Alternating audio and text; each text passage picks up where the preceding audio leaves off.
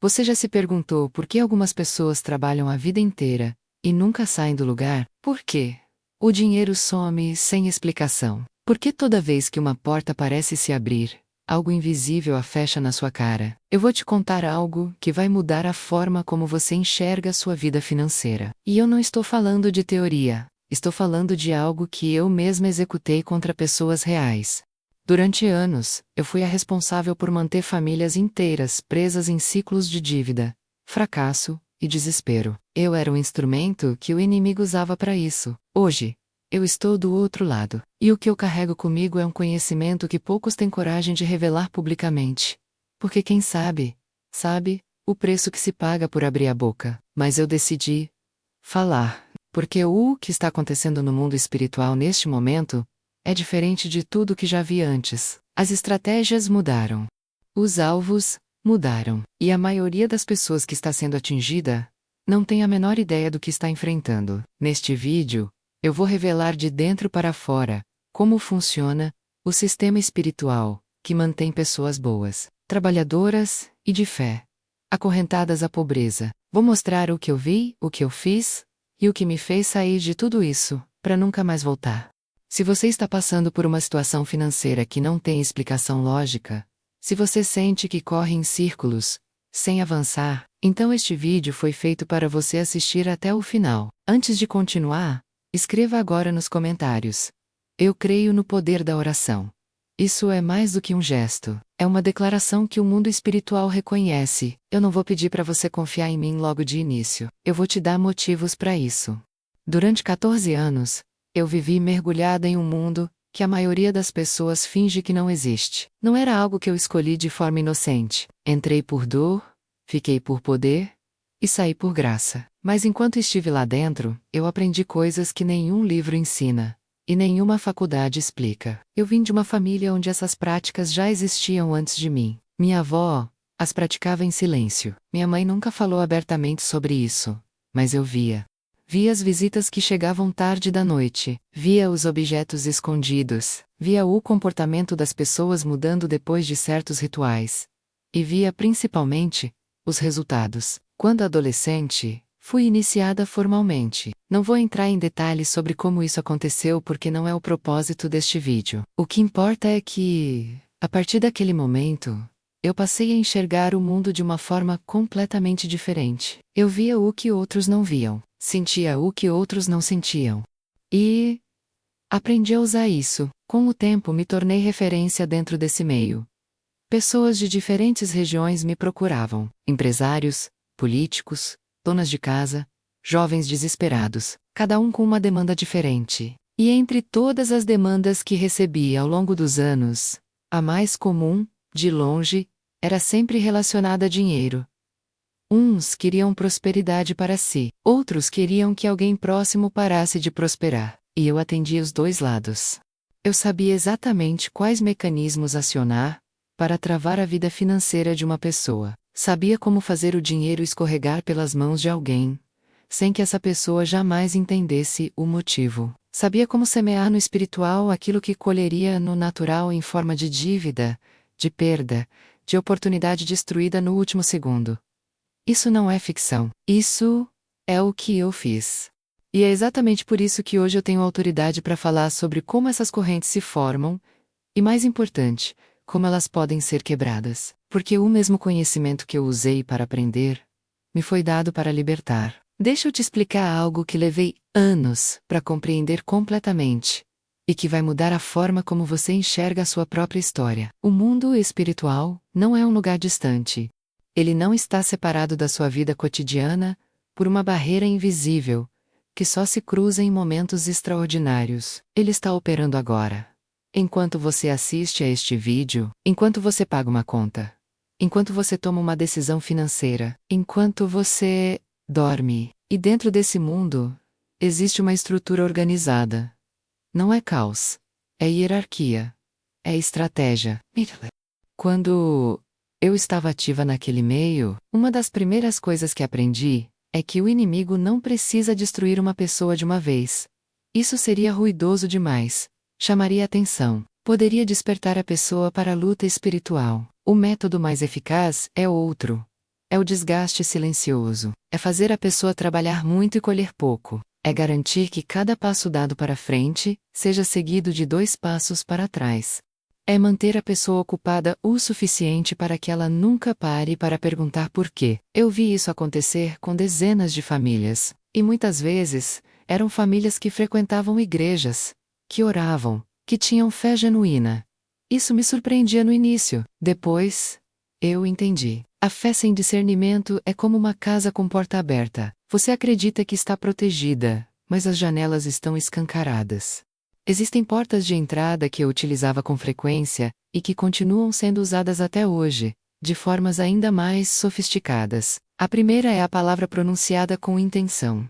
Não estou falando de xingamentos aleatórios. Estou falando de declarações feitas com autoridade espiritual delegada, em momentos específicos, direcionadas a uma pessoa ou a uma linhagem familiar. Quando alguém com acesso espiritual pronuncia sobre você que sua mão vai furar, que você nunca vai segurar dinheiro, que tudo que você tocar vai virar pó. Isso não é apenas palavras. No plano espiritual, isso é uma sentença, e essa sentença pode permanecer ativa por anos, atravessando gerações, sem que ninguém na família saiba de onde vem aquela tendência de perder tudo. A segunda porta é o vínculo afetivo contaminado. Relacionamentos podem ser usados como canais de transferência espiritual. Eu trabalhei casos em que a encomenda não era feita diretamente contra a vítima, mas contra alguém próximo a ela, um cônjuge, um sócio, um familiar. E através desse vínculo, o efeito se espalhava. A pessoa nem sabia que estava sendo atingida indiretamente. Ela só percebia que desde que aquela relação entrou na sua vida, as coisas começaram a desandar. A terceira porta é a que menos as pessoas esperam. O próprio pensamento. O inimigo não precisa sempre de um ritual externo, quando consegue instalar dentro da mente da pessoa uma narrativa de derrota. Pensamentos como eu nunca vou conseguir, dinheiro não é para mim. Toda vez que eu avanço algo me derruba. Parecem ser apenas inseguranças pessoais, mas muitas vezes são sementes plantadas no espiritual que germinam no emocional e produzem frutos no natural. A pessoa pensa que está apenas sendo realista. Na verdade, ela está colaborando com a própria prisão. Eu vi empresários competentes abandonarem negócios lucrativos, por causa de uma voz interna, que não parava de dizer que aquilo ia acabar mal. Vi pessoas recusarem promoções por medo inexplicável. Vi casais destruírem o patrimônio que levaram décadas para construírem decisões, que eles mesmos não conseguiam explicar depois. O mundo espiritual é real. E ele opera dentro da sua mente, das suas relações e da sua história familiar, com uma precisão que impressiona até quem, como eu, foi treinada para usá-lo. Agora me diz uma coisa. Enquanto eu descrevia essas situações, alguma delas soou familiar? Alguma bateu perto da sua realidade? Se sim, escreva agora nos comentários. Senhor, abre meus olhos espirituais, porque o primeiro passo para sair de qualquer armadilha é enxergá-la. Eu preciso te contar sobre uma noite específica. Uma noite que mudou tudo para mim. Havia uma mulher que me procurou. Vou chamá-la apenas de cliente, porque era isso que ela era para mim naquele tempo. Ela queria que eu travasse a vida financeira de uma prima. O motivo era banal, como quase sempre era: inveja disfarçada de justiça. A prima havia recebido uma herança, que essa mulher acreditava ser dela por direito, e ela queria ver aquele dinheiro escorrer pelos dedos da prima, até que não sobrasse nada. Eu aceitei o trabalho. Era rotina, para mim. O que eu não sabia é que aquela seria a última vez que eu faria algo assim. Eu iniciei o processo como sempre fazia. Havia etapas, havia elementos. Havia uma lógica dentro daquele sistema que eu conhecia como a palma da minha mão. Mas naquela noite, algo saiu completamente do controle. No momento mais profundo do ritual, quando a conexão com o mundo espiritual estava no seu pico, eu vi algo que não estava nos meus planos. Não era o que eu havia invocado, era outra coisa. Uma presença que eu nunca havia encontrado naqueles anos todos de prática. E essa presença não veio para cooperar comigo, ela veio para me mostrar algo. Eu não consigo descrever com precisão o que vi, porque as palavras humanas não foram feitas para isso. Mas vou tentar. Vi uma imagem que se estendia à minha frente como um mapa. Mas não era um mapa geográfico, era um mapa de vidas. Eu conseguia ver pessoas, famílias inteiras, conectadas por fios que eu reconhecia. Eram os fios do meu próprio trabalho. Cada ritual que eu havia feito havia criado uma conexão visível naquele mapa. E eu podia ver o que aquelas conexões estavam produzindo na vida de cada pessoa. Vi uma família que havia perdido 3 negócios consecutivos. Vi uma jovem que havia abortado um sonho após o outro, sem nunca entender por quê. Vi um homem que trabalhava 18 horas por dia e vivia endividado, com um fio preso nas costas que ia direto até um trabalho que eu havia feito anos antes, encomendado por um rival de negócios. Eu havia feito aquele trabalho e esquecido. Para mim era mais um. Para ele era uma vida inteira destruída. Mas o que me paralisou de verdade não foi ver os efeitos do meu trabalho nas vidas daquelas pessoas. O que me paralisou foi ver a mim mesma naquele mapa. Havia fios presos em mim também. Muitos deles, e eles não vinham de fora, vinham de dentro, de cada escolha que eu havia feito, de cada pacto que eu havia firmado, de cada vez que eu havia emprestado minha voz, minha energia e minha autoridade para destruir a vida de alguém. E então a presença que havia chegado sem ser convidada fez algo que eu jamais esperaria. Ela não me atacou. Ela não me ameaçou. Ela simplesmente me deixou ver. Vi o destino que estava traçado para mim, se eu continuasse naquele caminho. Vi o ponto de chegada daquela estrada. E o que havia no final daquela estrada era uma escuridão tão densa, tão absoluta, que meu corpo físico reagiu antes que minha mente processasse. Eu caí. Não desmaiei. Eu desabei. Como se algo dentro de mim soubesse que estava diante de uma verdade que não tinha como negar. Fiquei no chão por um tempo, que não sei quantificar. Minutos. Horas. Não sei. Quando me levantei, tudo havia mudado. Não ao meu redor. Dentro de mim, a certeza que eu carregava de que estava no controle havia desaparecido completamente. Porque naquela noite eu entendi algo que transformou cada crença que eu tinha sobre o mundo espiritual. Eu nunca havia sido o instrumento do poder. Eu havia sido o instrumento do inimigo. Todo aquele tempo em que eu acreditei que estava operando com autoridade própria, eu era apenas uma ferramenta sendo usada por algo muito maior e muito mais sombrio do que eu havia compreendido. As pessoas que me procuravam achavam que estavam contratando uma especialista. Na verdade, estavam abrindo portas para uma força que não se importava com nenhuma delas, nem com a cliente, nem com a vítima, nem comigo. E o mais perturbador de tudo é que esse sistema continua operando hoje, mais sofisticado, mais dissimulado, mais acessível do que nunca. Vivemos em uma era em que qualquer pessoa consegue acessar práticas espirituais profundas com alguns cliques, sem entender absolutamente nada sobre o que está invocando ou sobre o preço que será cobrado depois. Eu vi pessoas perderem empresas inteiras, após rituais feitos por recomendação de um influenciador espiritual, que elas nem conheciam pessoalmente. Vi relacionamentos destruídos por trabalhos encomendados, através de aplicativos. Vi jovens com menos de 20 anos carregando vínculos espirituais, que demorariam décadas para se manifestar completamente. O mundo espiritual evoluiu na forma, mas não na essência. O objetivo continua sendo o mesmo: manter as pessoas presas na dívida, presas no fracasso, presas na ilusão de que estão lutando contra o destino, quando na verdade estão lutando contra correntes que elas mesmas ajudaram a colocar. E a pergunta que eu precisei me fazer naquela noite, e que eu te faço agora, é esta: você sabe ao certo o que está carregando? Você conhece a origem de cada vínculo espiritual que existe na sua vida? Você tem certeza de que cada porta que foi aberta ao longo da sua história, por você ou pela sua família, foi também devidamente fechada? Porque o inimigo não precisa de um contrato assinado. Ele precisa apenas de uma abertura, e uma abertura ignorada pode se tornar uma prisão que dura gerações. Depois daquela noite, eu não me levantei do chão, e imediatamente me tornei uma pessoa diferente. Quero ser honesta com você sobre isso, porque seria fácil construir uma narrativa bonita e linear. Mas a verdade é que a transformação real raramente é assim. Nos dias seguintes, eu fiquei em silêncio. Não conseguia trabalhar. Não conseguia dormir do jeito que dormia antes. Algo havia se rompido dentro de mim, e eu ainda não entendia exatamente o que. Só sabia que não era capaz de voltar a fazer o que fazia, como se aquela noite não tivesse acontecido. Comecei a evitar os clientes. Depois comecei a recusar os trabalhos. As pessoas do meu círculo perceberam a mudança, e as reações foram exatamente o que eu esperaria daquele ambiente. Pressão.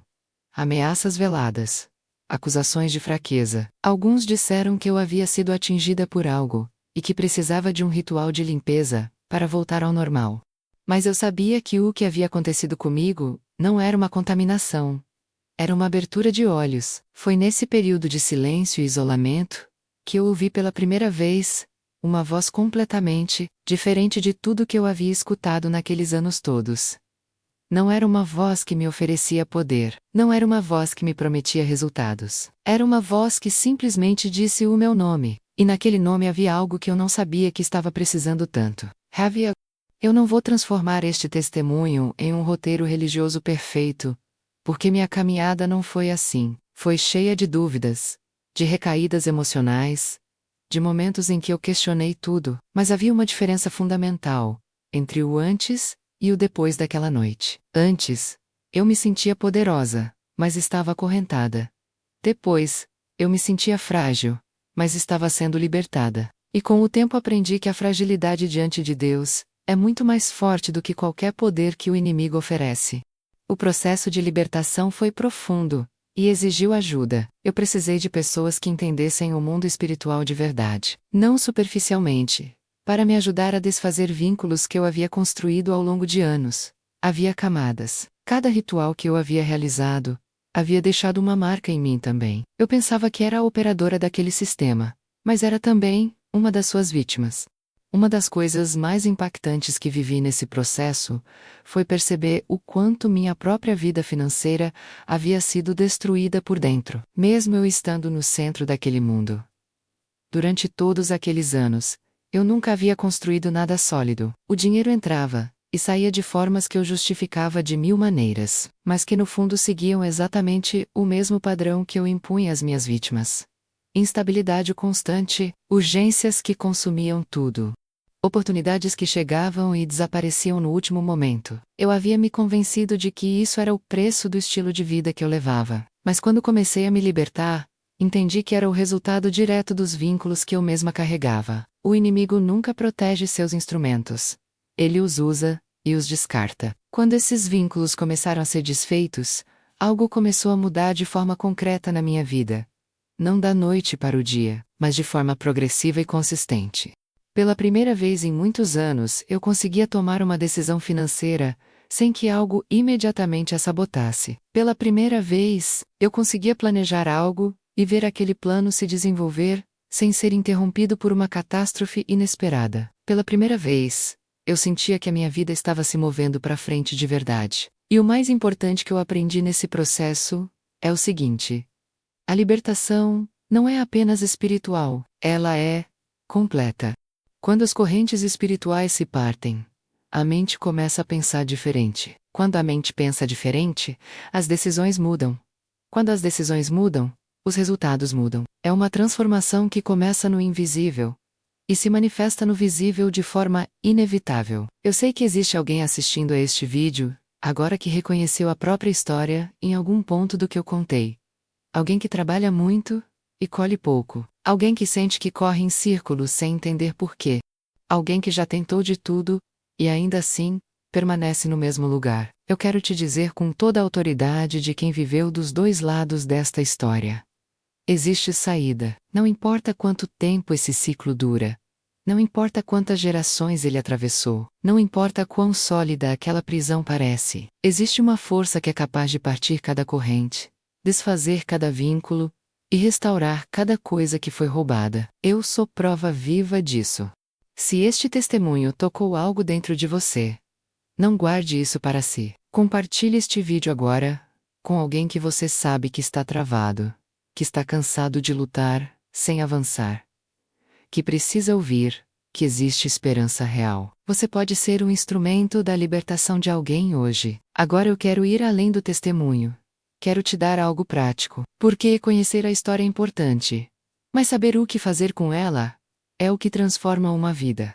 Depois de tudo que vivi, das duas perspectivas, tanto de dentro do mundo das trevas, quanto do processo de libertação, chegou a uma conclusão que vai contra o que muita gente prega por aí. A maioria das pessoas trata a guerra espiritual como se fosse um evento, como se fosse algo que acontece uma vez, Você ora, você jejua, você recebe libertação, e pronto, está resolvido para sempre. Mas a realidade é diferente. A guerra espiritual é um estilo de vida. E quem não entende isso, fica vulnerável mesmo depois de ter sido libertado. Deixa eu te explicar. O que eu quero dizer com isso? Quando eu operava naquele mundo, uma das coisas que mais nos favorecia não era a falta de fé das pessoas, era a falta de consistência. Havia pessoas extremamente religiosas que eram alvos fáceis, simplesmente porque sua vida espiritual era cheia de picos e vales. Oravam intensamente em momentos de crise e relaxavam completamente quando as coisas melhoravam. E era exatamente nesse relaxamento que as aberturas surgiam. O inimigo é paciente. Isso é algo que aprendi muito bem. Ele não precisa vencer hoje. Ele pode esperar, pode recuar temporariamente, deixar a pessoa respirar, deixar as coisas melhorarem um pouco. E quando o nível de vigilância cai, ele retorna. E muitas vezes retorna com mais força do que antes. Porque agora, a pessoa está desprevenida e confortável. Então a primeira aplicação prática que eu quero te deixar é esta. Não abandone a vigilância espiritual nos momentos de bonança. É exatamente quando as coisas começam a melhorar que você precisa manter a guarda alta, porque a melhora pode ser real e genuína, ou pode ser uma pausa estratégica do inimigo para te pegar desprevenido. A segunda coisa que preciso te dizer é sobre as portas que permanecem abertas por ignorância. Eu atendi muitas pessoas ao longo dos anos que nunca haviam feito nada diretamente ligado ao mundo espiritual das trevas, nunca frequentaram rituais, nunca consultaram ninguém, nunca pediram nada conscientemente, mas carregavam vínculos fortíssimos, e quando eu investigava a origem desses vínculos, quase sempre encontrava a mesma fonte, a história familiar. Práticas feitas por avós, por bisavós, promessas firmadas em momentos de desespero, objetos recebidos como presentes que carregavam consigo muito mais do que aparentavam, participações em cerimônias, sem entender o que estava acontecendo. Tudo isso pode criar portas que permanecem abertas por gerações, se não forem conscientemente fechadas. Eu sei que isso pode soar pesado, mas preciso que você entenda que isso não é uma condenação, é um diagnóstico. E todo diagnóstico correto é o primeiro passo para o tratamento certo. A oração com autoridade e conhecimento é a ferramenta mais poderosa que existe para fechar essas portas. Não estou falando de uma oração mecânica, repetida sem envolvimento. Estou falando de uma oração consciente, onde a pessoa entende o que está declarando, entende a autoridade que possui e entende contra o que está lutando. Durante anos eu vi o poder dessa oração de perto e via do lado errado. Quando alguém entrava em oração de verdade, com consciência e autoridade, eu sentia. Todo o meu círculo sentia. Havia uma força que interrompia o que estava sendo feito contra aquela pessoa, de uma forma que nenhum ritual conseguia neutralizar. Não era o volume da voz, não era a quantidade de palavras, era a conexão real com uma autoridade que estava muito acima de qualquer coisa que eu conhecia naquele mundo. A terceira aplicação prática envolve algo que pouca gente associa à guerra espiritual. A educação financeira. Eu sei que isso pode parecer fora de contexto, depois de tudo que falei, mas deixa eu te explicar. O inimigo não precisa sempre de um ritual para manter alguém preso financeiramente. Às vezes basta garantir que a pessoa nunca aprenda a gerir o que recebe. Uma família que não sabe administrar dinheiro vai permanecer instável, mesmo depois de receber uma bênção financeira. E essa instabilidade vai ser interpretada pela própria família como prova de que a bênção não veio, quando na verdade ela veio e foi perdida por falta de preparo. Eu vi isso acontecer inúmeras vezes. Pessoas que recebiam aumentos, heranças, oportunidades genuínas de melhora, e em poucos meses, estavam no mesmo ponto, ou em situação pior. Não porque estavam sendo atacadas espiritualmente naquele momento, mas porque nunca haviam desenvolvido a capacidade de sustentar o que chegava. A prosperidade real tem duas dimensões, a espiritual e a prática. Você precisa das duas. Quebrar as correntes espirituais abre o caminho, mas é a sabedoria na gestão do que chega que garante que você vai permanecer no caminho depois que ele se abre. A quarta aplicação É sobre o ambiente que você escolhe habitar. Não estou falando apenas de lugar físico. Estou falando das vozes que você permite na sua vida, das conversas que você alimenta, das pessoas com quem você compartilha seus planos, seus sonhos e suas vulnerabilidades. Uma das estratégias mais eficazes que eu utilizava não envolvia nenhum objeto nem ritual, nenhuma substância. Envolvia pessoas. Eu sabia que se conseguisse colocar ao redor de alguém um grupo de vozes que constantemente desanimavam, criticavam e semeavam dúvida, o trabalho se faria praticamente sozinho. A pessoa não precisava ser atacada diretamente. Ela seria desgastada por dentro até não ter mais força para lutar. Por isso, examine com cuidado quem está ao seu redor. Não com paranoia, mas com discernimento. Há pessoas na sua vida que consistentemente aparecem nos seus momentos de decisão para semear dúvida, que minimizam suas conquistas, que parecem desconfortáveis quando você avança. Isso não significa que são seus inimigos, mas significa que você precisa ter sabedoria sobre o quanto de acesso espiritual e emocional você dá a essas pessoas. Escreva agora nos comentários: eu não vou desistir da oração, porque essa declaração não é apenas para mim. É para você mesmo. É um lembrete de que, independente do tamanho do que você está enfrentando, existe uma ferramenta na sua mão que o inimigo não consegue neutralizar, quando usada com fé e consistência. Eu quero encerrar este vídeo com algo que ficou gravado dentro de mim desde aquela noite que mudou tudo. Quando eu estava no chão, depois de ter visto o que vi, depois de ter encarado a realidade do caminho que eu havia escolhido, e do destino que esse caminho preparava para mim, eu pensei em todas as pessoas que eu havia prejudicado. Pensei nas famílias, nos negócios destruídos, nos sonhos interrompidos, nas gerações que carregariam consequências de trabalhos que eu havia feito em questão de horas, sem pensar duas vezes. E eu pensei que não havia volta, que alguém que havia feito o que eu fiz não merecia restauração, que o peso era grande demais para ser levantado. Mas eu estava errada. E se você está carregando hoje a sensação de que a sua situação é grande demais para mudar, que o ciclo dura tempo demais para ser quebrado, que as dívidas são profundas demais para serem saudadas, que as correntes são antigas demais para serem partidas, eu preciso te dizer com toda a clareza que tenho: você também está errado. Não existe situação que chegue antes da graça. Não existe ciclo que seja mais antigo do que o poder de restauração. Não existe corrente forjada nas trevas que resista à autoridade de quem criou a luz. Eu saí de 14 anos dentro de um sistema construído para destruir vidas. E hoje, estou aqui, de pé, com uma história que o inimigo planejou para me calar, e que Deus transformou em ferramenta de libertação para outros. Isso não foi obra minha, foi obra de uma misericórdia que eu não merecia, e que recebi mesmo assim. E essa mesma misericórdia está disponível para você agora. Não depois que você resolver os problemas. Não, depois que você se tornar uma pessoa melhor. Agora. Exatamente do jeito que você está. Com tudo que você carrega. Com toda a história que você tem. O primeiro passo não é perfeito. O primeiro passo é honesto. É olhar para sua situação, sem se esconder dela, e dizer: eu preciso de ajuda. Eu não consigo sair disso sozinho. E essa confissão simples, feita com sinceridade diante de Deus, tem o poder de iniciar um processo que vai surpreender até você mesmo. Eu já vi isso acontecer com pessoas que estavam muito mais presas do que você imagina estar. Pessoas que carregavam décadas de ciclos financeiros destruídos. Pessoas cujas famílias inteiras haviam normalizado a pobreza como destino. Pessoas que haviam perdido a capacidade de acreditar que algo podia mudar. E eu vi essas pessoas serem transformadas. Não de forma mágica e instantânea, mas de forma real, progressiva e permanente. Porque quando Deus quebra uma corrente, ela não volta.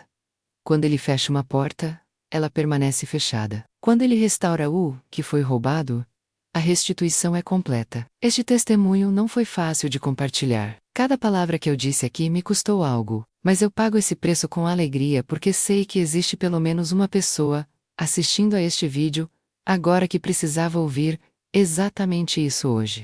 E se você é essa pessoa, saiba que este vídeo não chegou até você por acaso. Antes do share, eu preciso te pedir 3 coisas. A primeira, escreva agora nos comentários a frase: o inferno treme quando eu oro. Não é uma frase vazia, É uma verdade que eu vi do lado de dentro. É uma declaração que tem peso real no mundo espiritual e que o inimigo reconhece. A segunda. Compartilhe este vídeo agora com alguém que você sabe que está travado. Alguém que está cansado. Alguém que perdeu a esperança de que a vida pode ser diferente. Você não precisa explicar nada. Apenas encaminhe. Deixa que a mensagem chegue onde precisa chegar. A terceira. Se inscreva neste canal e deixe o seu like agora. Não apenas para ajudar o canal a crescer, mas porque cada pessoa que fica aqui é uma pessoa que vai continuar recebendo revelações, testemunhos e ensinamentos que o inimigo não quer que você ouça. Ficar inscrito é garantir que você não vai perder o que ainda está por vir.